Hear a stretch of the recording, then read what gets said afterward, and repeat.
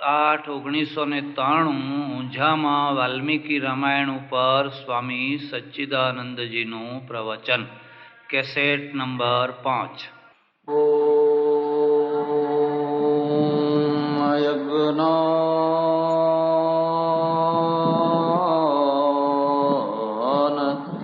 તિમિરાંધસ્ય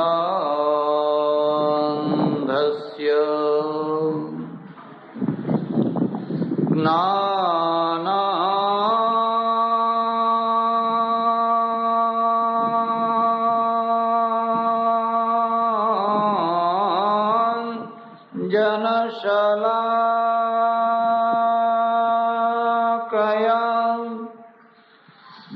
ચક્ષુરુન્મીલિતં યેન તસ્મૈ શ્રી ગુરવે નમઃ. માતાઓ, બહેનો અને ધર્માભિલાષી સજ્જનો, મહર્ષિ વાલ્મીકી વિરચિત રામાયણની કથાનો પ્રસંગ ચાલી રહ્યો છે. રામાયણ સંસારનો ગ્રંથ છે અને સંસારની અંદર વ્યક્તિ આવે, સમાજ આવે, રાષ્ટ્ર આવે, બધું જ આવે. જે આખ્યાનો આવે છે, જે ઘટનાઓ આવે છે, એ આખ્યાનો અને ઘટનાઓ કોઈ ભૂતકાળમાં ઘટી ગયેલી માત્ર ઘટના હતી એવું સમજતા નહીં. એવી ઘટનાઓ આજે પણ આપણા સમાજમાં, આપણા જીવનમાં ઓછા વત્તા અંશે ચારે તરફ ઘટતી હોય છે. શાસ્ત્ર એને કહેવાય જે દુઃખનું નિદાન બતાવે અને એનો ઉપાય બતાવે. જ્યાં સુધી તમે રોગને જાણો નહીં, નિદાન સ્પષ્ટ ન થાય, ત્યાં સુધી ઔષધિ સ્પષ્ટ થાય નહીં. નિદાન અને ઔષધિ બરાબર હોય તો ગમે એવો મહારોગ હોય તો પણ એ રોગમાંથી છુટકારો પ્રાપ્ત કરી શકાય. ગૌતમના ઘરમાં જે ઘટના ઘટી, એવી ઘટનાઓ આજે હજારો ગૌતમોના ઘરમાં ઘટતી હશે. આપણે ઈચ્છીએ કે ન ઈચ્છીએ, જે અહલ્યાની સાથે થયું એવું આજે પણ કેટલીય અહલ્યાઓ સાથે થતું હશે. પણ આ ઘટનામાંથી શું પ્રાપ્ત કરવાનું છે? આ ઘટનામાંથી જે પ્રાપ્ત કરવાનું છે એ સમજવા જેવું છે. વ્યક્તિ, સમાજ અને સંસ્કૃતિ, આ જે ત્રણ તત્વો છે એના ત્રણ રૂપ છે. કઠોર નિયંત્રણ વાળી સંસ્કૃતિ, કઠોર નિયંત્રણ વાળો સમાજ, કઠોર નિયંત્રણ વાળી વ્યક્તિ. ખૂબ કઠોર નિયંત્રણ હોય એવો એક સમાજ હોય, એવી એક સંસ્કૃતિ હોય. પછી એક બીજો સમાજ, બીજી સંસ્કૃતિ જેમાં નિયંત્રણ હોય જ નહીં. સ્વચ્છંદી સંસ્કૃતિ, સ્વચ્છંદી સમાજ અને સ્વચ્છંદી વ્યક્તિ. એક બાજુ કઠોર નિયંત્રણ અને બીજી બાજુ બિલકુલ બધી છૂટ. એક ત્રીજો સમાજ હોય અને એનું નામ છે કઠોરતાની સાથે મૃદુતા. કઠોરતા ખરી, નિયંત્રણ ખરા, પણ એની સાથે કોમળતા, ક્ષમા, દયા, આ બધાથી કોમળતા આવે. આ ત્રણ સમાજ છે. જ્યારે પણ સમાજ બહુ કઠોર બનતો હોય છે તો એની સૌથી પહેલી જે અસર છે એ સ્ત્રીઓ ઉપર પડતી હોય છે. સંસ્કૃતિની કઠોરતા સ્ત્રીઓના ખભા ઉપર ઉપડાતી હોય છે. પુરુષોને ઘૂંઘટા તાણતા જોયા, બુરખો ઓઢતા જોયા, કેમ સ્ત્રીઓને જ ઘૂંઘટા તાણવા પડે? હજુ પણ તમે ગામડાઓમાં જાઓ તો આજે પણ કેટલીય બહેનો, હવે ધીરે ધીરે પાછું એવું આમ અડધું મોડે સુધી આવતું થયું, પણ હજુ પણ તમે જુઓ તો ઘૂંઘટા છે. કચ્છમાં એક બેનને મેં કહ્યું, અરે શા માટે, હવે તું 70 વર્ષની થઈ, તારા ઘરમાં વહુઓ આવી, હવે ઘૂંઘટો છોડી દે. મને કે ના મહારાજ, કા કપાળમાં લક્ષ્મીજી છે, એમ કેવું ગોઠવી કાઢ્યું છે. અને લક્ષ્મીજી જેને તેને બતાવાય. હવે આ કયા શાસ્ત્રમાંથી લઈ આવ્યા? આ તો કે આપણી જૂની સંસ્કૃતિ છે. મેં કહું ઉભી રહે, તારા ઘરમાં રામ સીતાનો ફોટો છે, લક્ષ્મી નારાયણનો ફોટો છે, શિવ પાર્વતીનો ફોટો છે? મને કે આ રહ્યા જુઓ. મેં કહું એક ઘૂંઘટ તાણ્યો બતાય મને. તમારા ઘરમાં હોય તો જોઈ જજો, કોઈ સીતાજીએ ઘૂંઘટો તાણ્યો છે? લક્ષ્મીજી? અરે એ તો એટલા અડોઅડ બેઠા છે, કેટલાક ફોટામાં તો એવા બેઠા હોય કે આજના જુવાનિયા ના બેસે. તો પ્રાચીન સંસ્કૃતિ છે, તો આ ફોટાઓમાં કેમ નથી ઘૂંઘટા? મને કે મહારાજ ખરું ખોળી કાઢ્યું હો તમે તો. એમ કે અરે આ તો ભયમાંથી ઉત્પન્ન થયેલું છે, બીકમાંથી. સૌંદર્ય જ્યારે રક્ષિત નહોતું અને ભૂંડણા બધા ઘણા વધી ગયેલા અને બાવડા બધા દુર્બળ થયેલા, એટલે પુરુષોએ કહ્યું ભાઈ ઘૂંઘટો તાણો, તમારું સૌંદર્ય કોઈ જુએ નહીં, ઘરમાં રહો, બહાર ના નીકળો. આ તો બીકમાંથી ઊભું થયેલું. પણ જે હોય તે વાત તો એટલી જ સમજવાની કે સંસ્કૃતિનો ભાર સ્ત્રીઓને ઉપાડવાનો હોય છે. પુરુષો ઘૂંઘટા તાણે છે, બુરખા ઓઢે છે. વિધવા થયા પછી સ્ત્રીને માથું મુડાવવાનું. તમે લેવા પાટીદારોના ગામોમાં જઈને જુઓ, બ્રાહ્મણોના ગામોમાં જઈને જુઓ, માથા મુડાવે. હવે સારું છે, અત્યારે થોડું ઓછું થઈ ગયું. પુરુષો કેમ નથી મુડાવતા વિધુર થયા પછી? મુડાવે છે, પુરુષોને કશો વાંધો નહીં. અને સ્ત્રી છે, 8 વર્ષની વિધવા થઈ હોય તો એને પછી કાયમ વિધવા જ રહેવાની, કાયમ માટે. અને પુરુષ છે, એ 65 વર્ષે વિધુર થયો હોય તો કે જરા જોતા રહેજો, એમ કે જરા તપાસ કરતા રહેજો.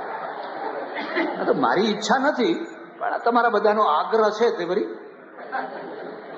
65 વર્ષે પણ એને છૂટ છે, અને 8 વર્ષની વિધવા થઈ છે એને છૂટ કેમ? બોજ બધો કોના ઉપર છે? સમાજ સંસ્કૃતિની કઠોરતા સ્ત્રીઓને ભોગવવી પડતી હોય છે, પુરુષોને નહીં. અને એટલે જ્યારે પણ કોઈ સમાજ કઠોર થાય, સંસ્કૃતિ કઠોર થાય, તો એના પરિણામે સ્ત્રીઓ રોતી થાય. અને સ્ત્રીઓ ઉપર જ્યારે કઠોર નિયંત્રણ આવે એટલે એમાંથી દૂષણ પેદા થાય. સ્વચ્છંદતામાં જેટલું દૂષણ છે, કઠોરતામાં એટલું જ દૂષણ છે. સ્વચ્છંદતા સારી વસ્તુ નથી, પણ કઠોરતા પણ સારી વસ્તુ નથી. કઠોરતામાંથી પણ એટલું જ દૂષણ ઊભું થતું હોય છે. મારી વાત ઉપર વિશ્વાસ ન હોય તો જ્યાં બહુ કઠોર નિયંત્રણો હોય ત્યાં ઊંડે ઉતરીને તમે જોશો તો એ જ બધું ચાલતું હશે જે સ્વચ્છંદીના.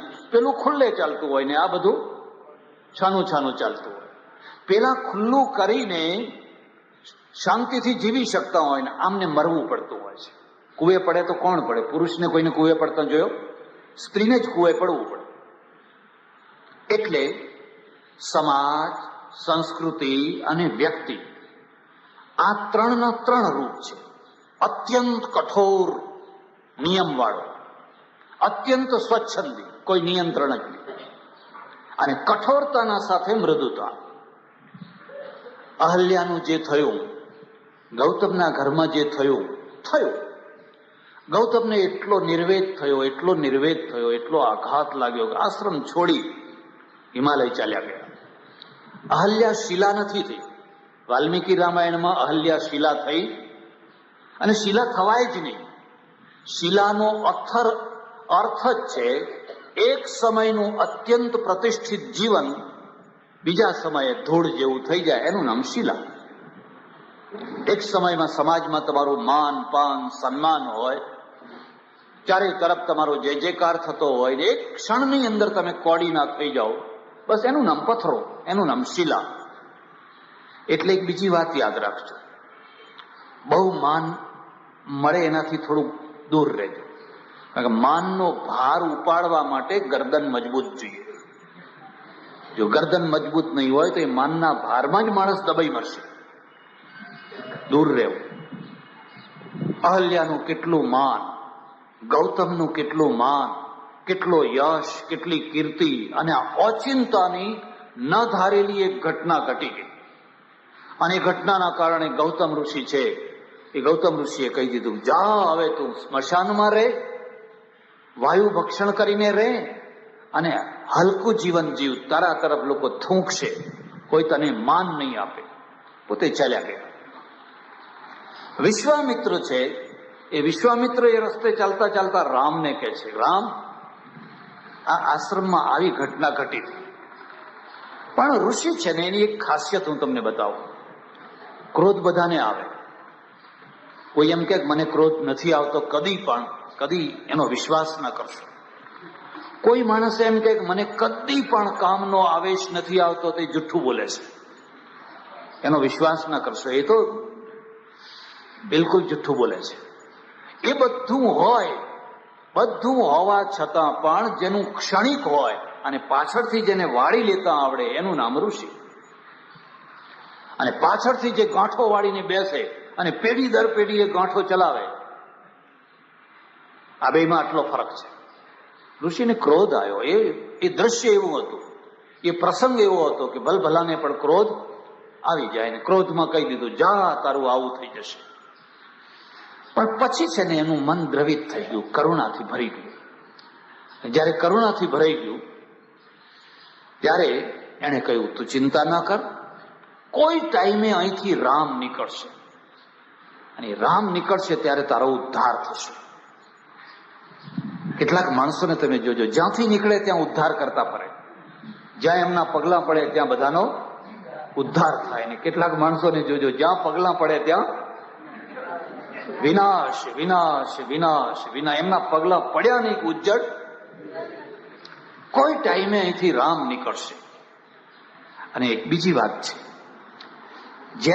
જેનું ઊંચું જીવન નીચે પછડાયું હોય ને, અને પછડાવાથી જેને બોધ થયો હોય, એનું મન ભજનમાં બહુ લાગે, એનું મન ભગવાનમાં બહુ લાગે. પછડાટ પણ ભક્તિમાં એક પ્રેરક બળ છે. અરે રે, મારાથી શું થઈ ગયું, અરે રે, મારાથી શું થઈ ગયું, એમાંથી એને ભક્તિનો રંગ લાગે. એટલે આ અહલ્યા સ્મશાનમાં પડી ઈશ્વરમય થઈ ગયેલી, પ્રભુમય થઈ ગઈ. વિશ્વામિત્રે કહ્યું, રામ, આ જે અહલ્યા છે એનો ઉદ્ધાર કરો, એનો ઉદ્ધાર કરો. અને બધી કથા સંભળાવી. એટલે રામ છે, રામે આવી અને અહલ્યાનો સ્પર્શ કર્યો. તુલસી રામાયણમાં ચરણ ધૂળી આપી. અહીંયા એમનો ઉઠ ઊભી થા, ઉઠ ઊભી થા. તો ચિંતા ના કર. આવી નાની મોટી ઘટનાઓ ભલા માણસોના જીવનમાં આવતી હોય છે. બાઇબલમાં એક બહુ સરસ પ્રસંગ છે, મારે ત્યાં કેસેટ છે. ઇંગ્લેન્ડથી એક ભાઈ આવેલા, તે મોટી મોટી 4 કેસેટો લઈ આવ્યા. Jesus of Nazareth. મને કહા, તમારા માટે ખાસ લાવ્યો છું, તમે જોજો એમ. એટલી સરસ કેસેટો છે, એટલી સરસ છે. એમાં જીસસ છે, એ જયારે ધર્મક્રાંતિ કરે છે તો જૂના જે ધર્મગુરુઓ એના ઉપર ક્રુદ્ધ થઈ જાય છે. આ એક નિયમ જ છે. નરસિંહ મહેતા ઉપર લોકો રીસે ભરાયા હતા કે તુકારામ ઉપર, જ્ઞાનેશ્વર ઉપર, કબીર ઉપર, નાનક ઉપર, ગાંધી ઉપર, દયાનંદ ઉપર, રામકૃષ્ણ પરમહંસ ઉપર. જ્યારે પણ કોઈ વ્યક્તિ આવનારા સમયની ચર્ચા કરે ત્યારે જૂની ચર્ચા કરનારાઓને એ વાત ગમતી હોતી, કારણ કે પેલા ભૂતકાળમાં જીવતા હોય છે અને પેલો ભવિષ્યકાળ તરફ લોકોને લઈ જતો હોય છે. એટલે પેલા ભૂતકાળમાં જે જીવનારા, અખાએ કહ્યું મરદાની જે કરે કથા, એ તો મરદાની કથા કરે છે. વાત પૂરી જૂની થઈ ગઈ. તો એટલે જે જૂના ધર્મગુરુઓ હતા એટલા ક્રોધે ભરાયા, એટલે ક્રોધે ભરાયા. પણ હવે કરવું શું આ માણસ? એમાં બન્યું એવું કે એ સમયમાં એ ગામની અંદર, યરુશલેમની અંદર એક વેશ્યા રહે અને વેશ્યાનું કામ કરે.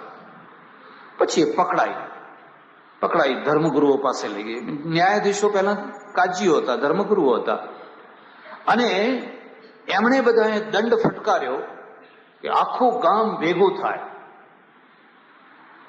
અને દરેક માણસ જેટલા મરાય એટલા અને પથરા મારે, અને પથરા મારીને આને મારી નાખો, અને જેટલા વધારે પથરા મારશે એટલું વધારે પુણ્ય મળશે. અને આખા ગામનું પથરા મારવામાં બહુ આનંદ આવે, પથરા નાખવામાં આનંદ આવે, પથરા મારવામાં આનંદ આવે. જ્યારે ફૂલ ચડાવવામાં આનંદ આવે ત્યારે એમ સમજવું જીવન બદલાયું આવે.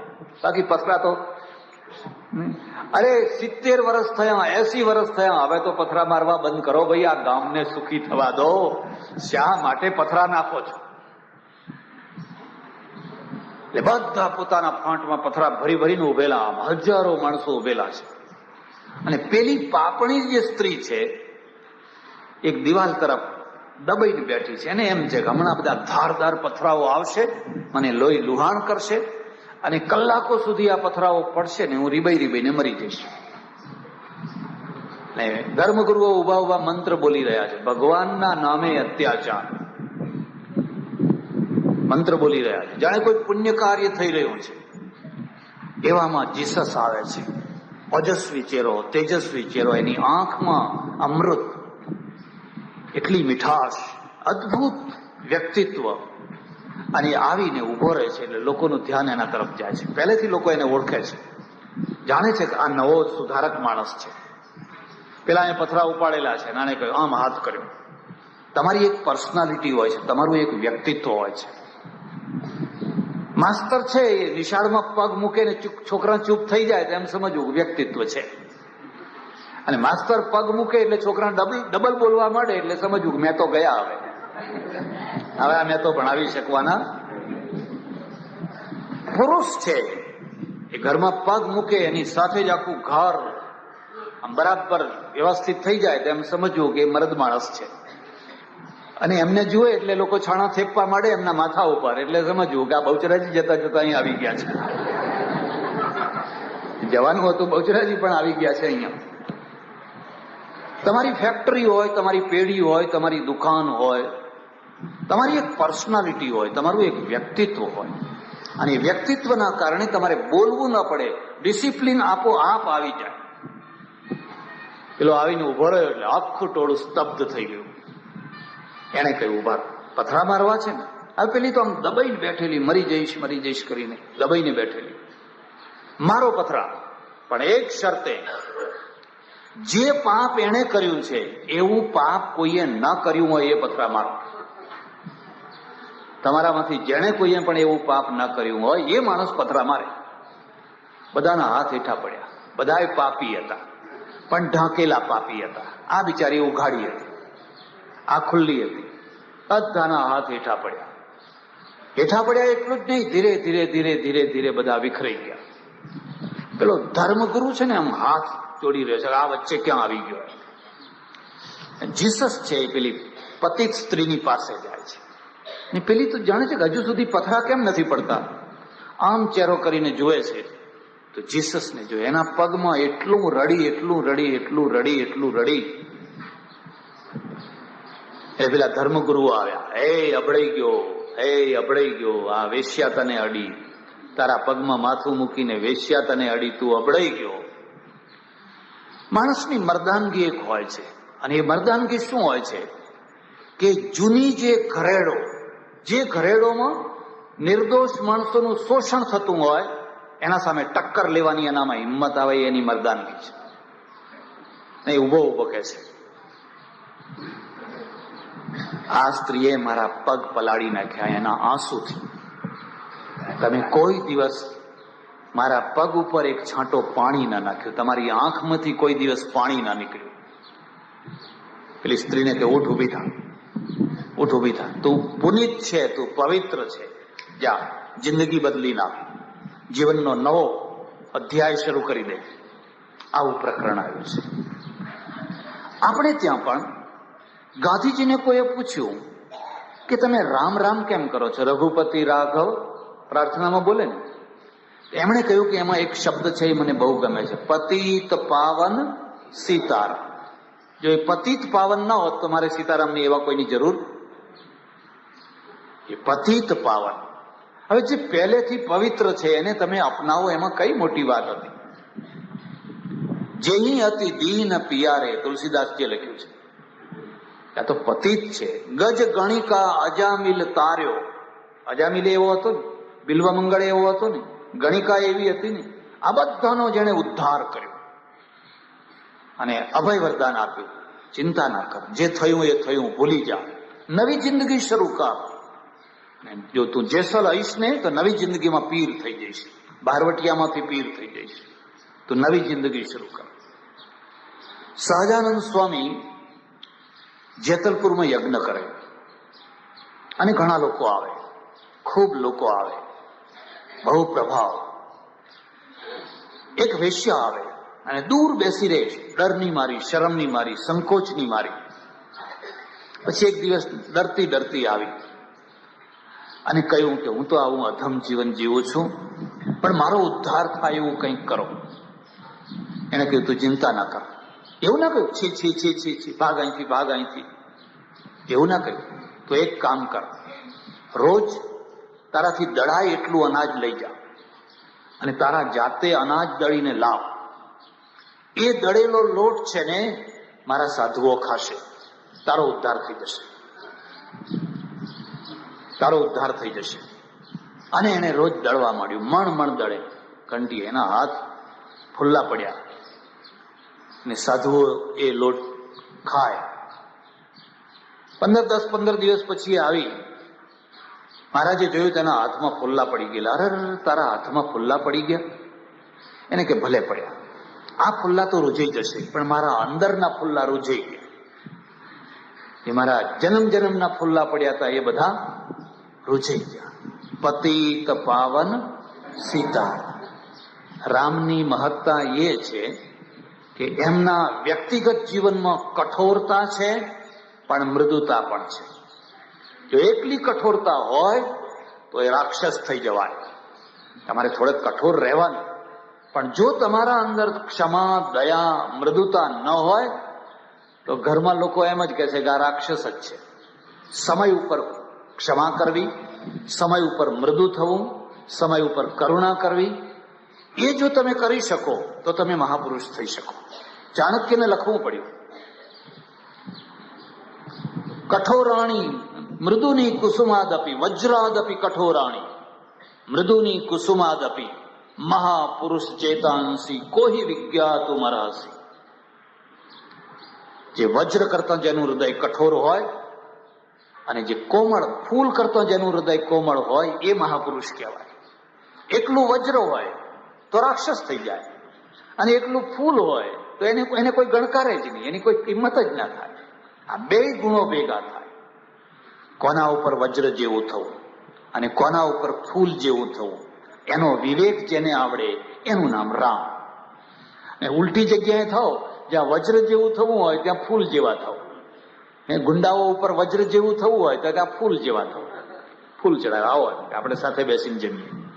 અને જ્યાં ફૂલ જેવું થવાનું હોય પ્રજા ઉપર વજ્ર જેવા થઈ જાવ તો એ રાક્ષસી રાજ્ય થઈ જાય, એ કલ્યાણકારી રાજ્ય ના થાય. એટલે રામ છે, એ રામે અહલ્યાનો ઉદ્ધાર કર્યો. પણ એ દૂર છે, એ હિમાલયમાં બેઠેલા તપ કરનારા ગૌતમ ઋષિને ખબર પડી. એમને ખબર તો હતી કે એક દિવસે આ સ્ત્રીનો ઉદ્ધાર થવાનો છે, તારો શ્રાપ પાછો વળવાનો છે, અને ત્યાંથી આવ્યા. રામ એમને પગે લાગ્યા. વાલ્મીકી રામાયણમાં તો લખ્યું છે, બહુ સુંદર વાત. તુલસી રામાયણ અને વાલ્મીકી રામાયણમાં એક બહુ મોટો મુદ્દાનો ભેદ છે.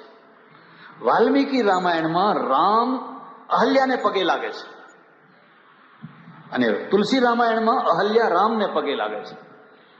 વાલ્મીકી રામાયણમાં હેતુ બતાવી છે કે આ ઋષિ પત્ની છે, બ્રાહ્મણ પત્ની છે, કદાચ એનું સ્ખલન થયું, પતન થયું, પણ તોય મારા માટે એ પૂજ્ય છે. એમ સમજીને રામ એ સ્ત્રીને પગે લાગે, અહલ્યાને પગે લાગે છે. ઋષિ આવ્યા, ઋષિને પગે લાગ્યા અને પછી ઋષિને સમજાવ્યો હવે આ સ્ત્રીનું ગ્રહણ કરી લો. જે થયું ઘણો વર્ષ વીતી ગયો. કેટલીક સજાઓ એવી હોય છે ને સમય એ જ સજા.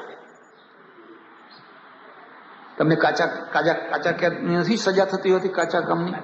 હવે કેસ ચાલે અને સજા થાય ત્યારે થાય અને ત્યારે નિર્દોષ છૂટે તો નિર્દોષ, પણ આ કાચા કામમાં જ 5 વર્ષ કાઢ્યા એ સજા થઈ ગઈ. વર્ષ સમય છે ને એ જ સજા છે. કોઈ રીસણે બેઠી હોય, ઘેર બેઠી હોય, ના બોલાવતા હોય, આમ હોય, એમાં 2-5 વર્ષ નીકળી ગયા, એ સજા થઈ ગઈ. આથી મોટી કઈ સજા હતી? એને 5 વર્ષ રોઈ રોઈને કાઢ્યા. હવે તું એને શું કરવા માંગે છે? એટલે ગૌતમને રામે કહ્યું, રામ આનો સ્વીકાર કરો. હવે આ શુદ્ધ છે, પવિત્ર છે, નિર્મળ છે. જો આ સમાજની ઉદારતા, આ સંસ્કૃતિની ઉદારતા. ગૌતમે કહ્યું ના, હું ના સ્વીકાર કરું, મારા કામની નહીં આ. રામે કહ્યું ઉભા રહો. જે ભૂલ એનાથી થઈ એવી ભૂલ તમારાથી થઈ હોત તો? અને તમારાથી એવી ભૂલ થાય કે ના થાય?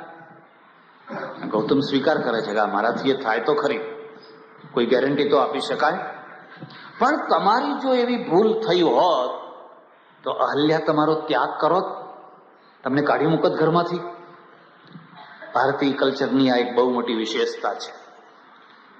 પતિ જયારે બગડે ને એટલે સ્ત્રી એના ઉપર ડબલ પ્રેમ કરે. પહેલા સિંગલ પ્રેમ કરે, જાણે કે આ તો ખીલે બંધાયેલો જ છે, ટાઈમસર આવી જાય છે, ટાઈમસર ખાય છે, બેસે છે, ઉઠે છે, એટલે કઈ આ ઢોરું કઈ હાચવવા જેવું અચવાયેલું જ છે. પણ જયારે એને એમ ખબર પડે કે આ આડું અવડું રખડતું થઈ ગયું છે એટલે એના ઉપર એ ડબલ પ્રેમ કરે કે ના કરે? કારણ કે આ સાચી વાત છે. તો હવે પુરુષ મહાન કે સ્ત્રી મહાન? તમે તો એક વહેમમાં, શંકામાં, કુશંકામાં કોઈ કાન ભંભેરણી કરી એટલા માત્રથી એને કાઢી મૂકો. અને આને ખાતરી થઈ જાય કે આ માણસ બીજે બગડેલો છે, છતાં એને કાઢી મૂકવાની જગ્યાએ વધારે પ્રેમ કરે, તો બોલ સ્ત્રીનું ચરિત્ર મોટું કે પુરુષનું ચરિત્ર મોટું? અને ગૌતમ સ્વીકાર કરે છે કે સ્ત્રી મહાન છે. તો હવે સ્વીકાર કરો. ગૌતમે અહલ્યાનો સ્વીકાર કર્યો. રામાયણમાંથી આ શીખવા જેવી વાત છે. જે વર્ષો સુધી ધૂપમાં, તાપમાં, સ્મશાનમાં દુઃખી થઈને જીવી, ગૌતમને પછી ખ્યાલ આવ્યો હું જે થયું એ થયું, હવે સુધારી લો વાત. આ સમાજનું નામ કહેવાય કઠોરતાની સાથે સાથે કોમળતા. જો આવું ના કરો તો શું પરિણામ આવે?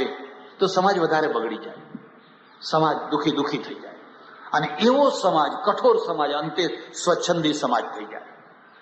યાદવોનો સમાજ સ્વચ્છંદી હતો. તમે ભાગવતમાં જોજો, આજે પશ્ચિમનો સમાજ સ્વચ્છંદી છે. અને સ્વચ્છંદી છે એટલે ઘણી વાર કહે ભાઈ તમારા જેવું સુખ અમારે. પ્રદેશમાં એક ગામમાં મારે જવાનું થયું, ઓળખીતા માણસો હતા. હવે એરપોર્ટ ઉપર લેવા આવ્યા, પછી વાતમાં વાત નીકળી મને કે બાપજી આ ગાડી તમે આવવાના હતા એટલે તમને બેસાડવા માટે જ લીધી છે, નવી નક્કોર ગાડી લીધી છે. મેં કહ્યું સારું. પછી વાત નીકળી, મને કે અમારી પત્ની છે ને એ ગાડી લેવા ગઈ, એટલે પેલા ડીલરે પૂછ્યું કોનું નામ લખું? તો કે મારા હસબન્ડનું લખો નામ. એટલે પેલા ડીલર સલાહ આપે છે તારા ઘરવાળાનું નામ ના લખાય, તારું લખાય. તારું નામ લખાય. જો તારા હસબન્ડનું, તારા પતિનું નામ લખાવીશ ને તો એ ગાડી લઈને ચાલતો થશે. મને કે એવું કહ્યું. ભાઈ તે શું કહ્યું? મેં કહ્યું એ ચાલતા થાય એ તમારા, અમારા ના ચાલે એમ. એ ચાલતા થાય એ તમારા, અમારા તો એવી ગાંઠે ગંઠાયેલા હોય. જો કે હવે એ ગાંઠો થોડી ઢીલી થવા માંડી છે. અમારા તો એવી ગાંઠે ગંઠાયેલા હોય કે એક જન્મે નહીં 7 જન્મે ના નાશે. એ તો રડી કમાઈને લાવે છે, એ પૈસો એના ગજવામાં રાખતો જ નથી, બધું મને જ આપી દેશે. જે એને $5 જોતા હોય મારી પાસે માંગે $5 આપજે, $2 આપજે, પૈસા આપજે જરા, એટલે બધું મારા નામે જ છે. એટલે પેલો આંખો ફાડીને જોયા કરે કે રિયલ બોલે છે? તો કે આ રિયલ બોલું છું. તારા ભગવાનને કહેજે કે મારો આવતો જન્મ ભારતમાં કરે, મારો આવતો જન્મ છે ને એ ભારતમાં કરે. અહીં તો અમારે પત્નીથી એટલું સાચવવું પડે ને કે ક્યારે નાસી જાય, ક્યારે છૂટી થઈ જાય કહેવાય નહીં. એટલે બધું જુદું જુદું, ખાતા જુદા, ઘર જુદું, ફ્લેટ જુદો, ગાડીઓ જુદી, બધાના નામ જુદા. આ સ્વચ્છંદી સમાજ થયો. અને સ્વચ્છંદી સમાજે શું, એમના ત્યાં વિષય સુખ તો રહ્યું, પણ પ્રેમ સુખ ખતમ થઈ ગયું. કારણ કે પ્રેમનું સુખ વિશ્વાસ વિના હોતું. અવિશ્વાસમાં પ્રેમ હોય? અરે તમે ઢગલો બધો કાઢીને એને દાગીના આપો, ફલાણું આપો, વર્ષો સુધી કોઈ દિવસ જુઓ નહીં. કેટલો વિશ્વાસ છે, તિજોરીની ચાવીઓ આપી દો.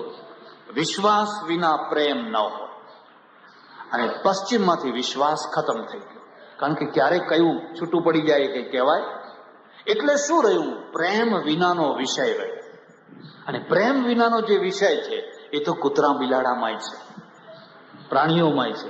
એમને પ્રેમ નથી હોતો, ક્ષણિક વિષય માત્ર છે. એટલે આ 3 પ્રકારના વ્યક્તિઓ, 3 પ્રકારના સમાજ અને 3 પ્રકારની સંસ્કૃતિ. અત્યંત કઠોર નહીં. અહીંયા જે કઠોર સંસ્કૃતિ, કઠોર સમાજો હતા, વિધવાઓના લગ્ન નહીં કરવાના, ફલાણું નહીં કરવાનું, સડી ગયો સમાજ. તમે નીચે અંદર જઈને જુઓ તો અંદર સડી ગયેલો સમાજ એકદમ. બીજી તરફ જે સ્વચ્છંદી સમાજ, એ સડી ગયેલો. ફરક કેટલો? એનું સડેલું બધું ઉપર ગંધાય છે અને પેલાનું સડેલું અંદર નીચે દટાયેલું છે. સારો સમાજ કયો? જે સમાજમાં ઉદારતા હોય, નિયંત્રણની સાથે કઠોરતાની સાથે કોમળતા હોય, ઉદારતા હોય. માનવની દૃષ્ટિએ એનું મૂલ્યાંકન કરવાનું. આની જગ્યાએ હું હોઉં તો, મારાથી આવી ભૂલ થઈ હોય તો હું શું કરું, અને એ રીતે મૂલ્યાંકન કરવું. એટલે રામાયણની અંદર જે અહલ્યાની કથા છે એ એક રીતે સમાજ રચનાની કથા છે. વિશ્વામિત્ર કહે છે, રામ ચાલો હવે આપણે આગળ ચાલીએ, કારણ કે આપણે સમયસર જનકના દરબારમાં પહોંચવાનું. અને જનકના ત્યાં એક બહુ મોટું આયોજન કરવામાં આવ્યું છે. દેશ વિદેશના સેંકડો રાજાઓ ભેગા થયા છે. ભંડારો હોય તો સાધુઓ ભેગા થાય કે ના થાય? આમંત્રણ આપો તોય આવે ને આમંત્રણ ના આપો, એમાં આમંત્રણ વાળા સારા, પણ વગર આમંત્રણ વાળા ઝઘડા જ કરે. અને રાજા મહારાજાઓ બધા ભેગા થયા છે. ત્યાં જનકની પુત્રી સીતા છે, અને હવે ઉંમર લાયક થઈ છે, એનો સ્વયંવર છે. અને એ સ્વયંવરમાં આપણે જવાનું છે. રામ, લક્ષ્મણ, વિશ્વામિત્ર, આ ત્રણેય છે. એ ત્રણેય આવ્યા જનકપુર. ને જનકને ખબર પડી એટલે સામે ચાલીને સત્કાર કર્યો. સામે ચાલીને આવો આવો આવો આવો. અને વિશ્વામિત્ર રાજા છે. ઘણા લોકોને આ ખબર નથી. ઋષિએ છે અને રાજા પણ છે. વિશ્વામિત્રે તો બહુ સત્કાર કર્યો. હવે જનકનો જે મંત્રી છે ને, એનું નામ છે શતાનંદ. અને દશરથનો જે મંત્રી છે એનું નામ છે સુમંત. બેયના મંત્રી. જનકના મંત્રીનું નામ છે શતાનંદ. અને શતાનંદની માનું નામ છે અહલ્યા. આ શતાનંદ છે એ ગૌતમ ઋષિનો પુત્ર છે, અને એની માનું નામ છે અહલ્યા. તમે વાલ્મીકી રામાયણ વાંચજો. વિશ્વામિત્રને આ શતાનંદે પહેલો પ્રશ્ન પૂછ્યો, મારી માતાનો ઉદ્ધાર થયો? હવે કઠોર સંસ્કૃતિ હોય તો શું થાય? છોકરો માને મારી નાખે. છોકરો પોતે માને મારી નાખે.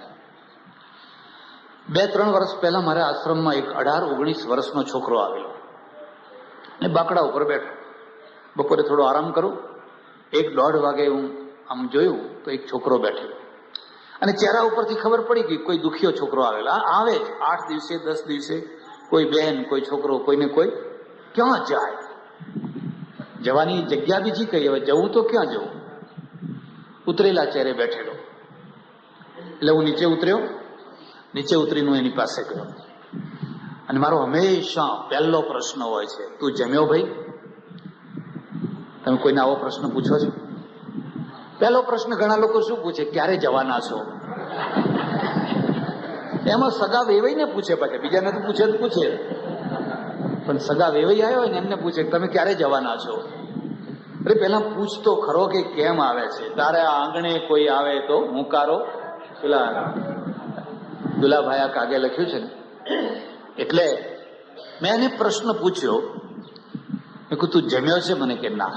મેં ચાલ જમી લે. મને કે ના, મારે જમવું નથી, મારે જમવાની ઈચ્છા નથી. બહુ સમજાવ્યો, જેમ તેમ કરી અને એને જમાડ્યો. જમાડીને પછી બેસાડ્યો. પછી મેં કહ્યું કે હવે તું મારી પાસે આ એકલો આય બેસ, અને તારે જે કંઈ કહેવું હોય મને કે. મને કે મહારાજ, હું મરવા કે મારવા આવ્યો છું. તમારા પુસ્તકો વાંચું છું, તમારા લેખો વાંચું છું, તમારો ચાહક છું, પણ હું મરવા કે મારવાનો નિર્ણય કરીને આવ્યો છું. મેં કહ્યું શું નિર્ણય કરીને આવ્યો છે, શું છે? એને બધી વાત કરીએ તો બધી કરાય એવી નથી, પણ થોડોક સારું હું તમને કહી દઈશ. મારી માં છે ને 28 વર્ષની ઉંમરે વિધવા થઈ. કેટલી વર્ષે?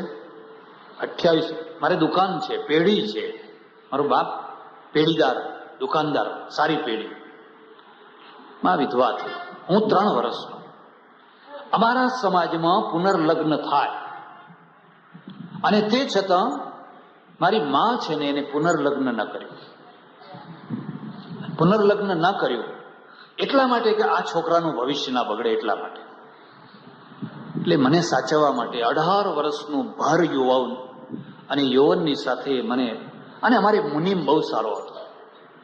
હું તમને એક બીજી વાત કહું છું, પૈસાને ખાનદાનીને કંઈ લેવા દેવા નથી. કેટલીક વાર શેઠ કોડીનો હોય ને મુનિમ કરોડનો હોય કે ના હોય? શેઠ કોડીનો હોય અને મુનિમ કરોડનો હોય. અને કેટલાક મુનિમ એવા હોય કે શેઠ મરી જાય તો એની પેઢીને આંચ ના આવવા દે, એનો છોકરો મોટો થાય ત્યાં સુધી પેઢી ચલાવે, અને જે જાહો જલાલી પેઢી વાળી પેઢી સવાઈ કરીને છોકરાને આપે. એવા દાખલાઓ છે કે નહીં?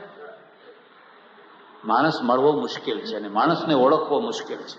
બાકી એ ધારે તો પેઢીને સફાચટ કરી નાખે, ભાઈઓ કરી નાખે. મુનિમ બહુ સારો. મારી માએ કહ્યું પેઢી કાઢી નાખીએ, હવે કોણ કરે? ના, કે તમે ચિંતા ના કરો, પેઢી હું ચલાવીશ, અને જરાય પેઢીને વાંધો આવવા દઈશ, એને પેઢી ચલાવી.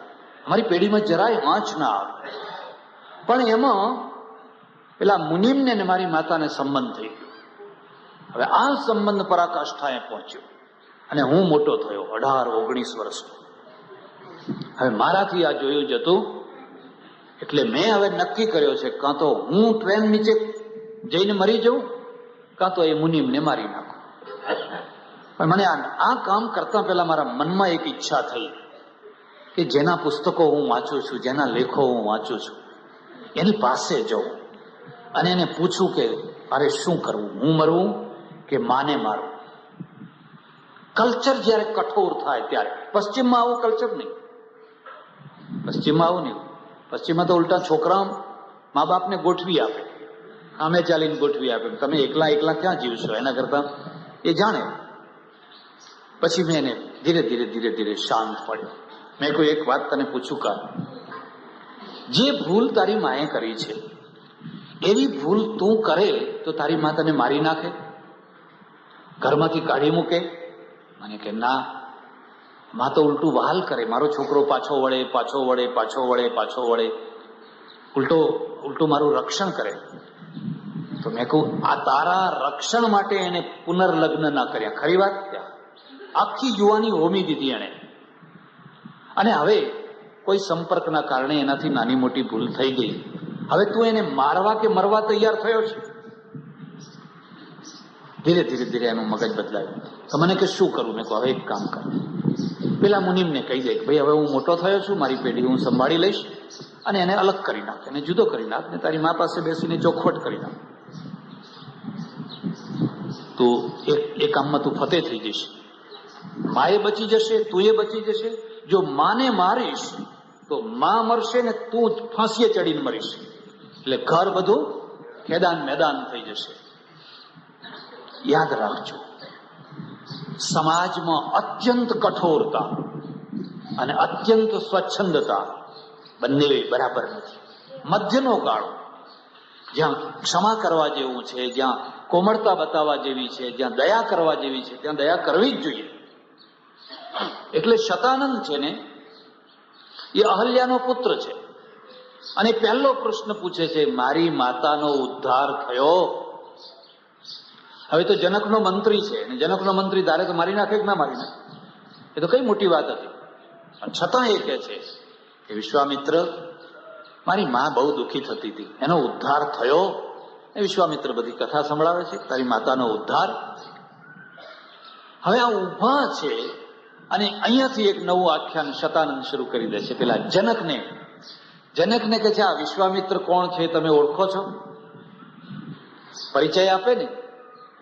અને રામાયણની અંદર એક એવું આખ્યાન છે કે આપણને આમ આશ્ચર્ય થાય. બે સમર્થ પુરુષો, બંને મહર્ષિઓ, બંને ઋષિઓ, બંને તપસ્વીઓ, બંને ઊંચામાં ઊંચી કક્ષાએ પહોંચેલા, પણ માતેલા સાંઢની માફક લડ્યા કરતા હતા. માતેલા સાંઢની માફક.